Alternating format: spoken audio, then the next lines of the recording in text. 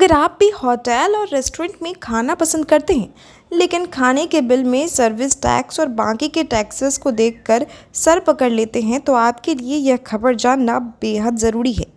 दरअसल आपको बतला दें कि केंद्रीय उपभोक्ता संरक्षण प्राधिकरण ने होटल और रेस्टोरेंट में खाने वाले ग्राहकों को बड़ी राहत दी है।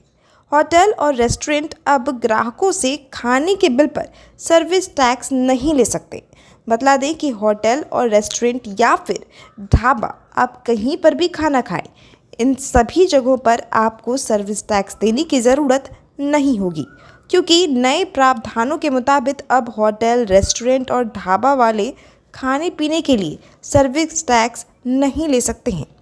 बतला दें कि राजधानी पटना हो या फिर राज्य का कोई और शहर, अभी ज़्यादातर जगहों में खाने पीने के बिल पर सर्विस टैक्स की वसूली आमतौर पर अच्छी तरह से देखने को मिलती है, लेकिन अब इस पर रोक लगा दी गई है।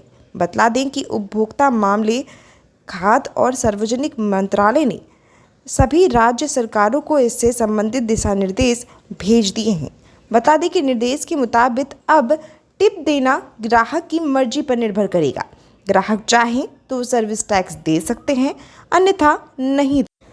यही नहीं, अब उपभोक्ताओं पर सर्विस चार्ज को लेकर के कोई भी फोर्स नहीं रह सकता। बतला दें कि अब बुनियाद पर प्रवेश या सेवाओं को लेकर के कोई प्रतिबंध नहीं लगाया जाएगा।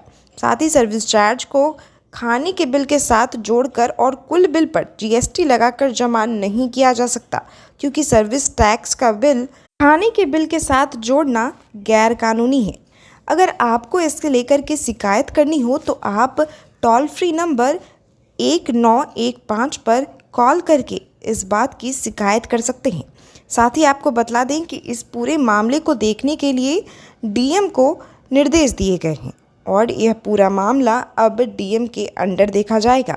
अगर आपको किसी भी तरह की परेशानी हो तो आप 1915 पर कॉल करके अपनी परेशानियों को बतला सकते हैं, अपनी शिकायतों को बतला सकते हैं। बतला दें कि जब भी आप किसी भी प्रोडक्ट को खरीदते हो या फिर किसी सर्विस को लेते हैं, तो उसके लिए आपको कुछ चार्ज देना पड़ता है। इस चार्ज को ही सर्विस चार्ज कहा जाता है। यह ज़्यादातर बिल में सबसे नीचे की ओर लिखा होता है और इस पर से होटल और रेस्टोरेंट में सर्विस चार्जेस की वॉरंटी होती है, लेकिन कस्टमर से इसे जबरन वसूला जाता है। इस संबंध में विभाग को लगातार पहले भी शिकायतें मिली हैं, जिस सभी शिकायतों को देखते हुए अब यह फैसला ले लिया गया है। Bureau city post live.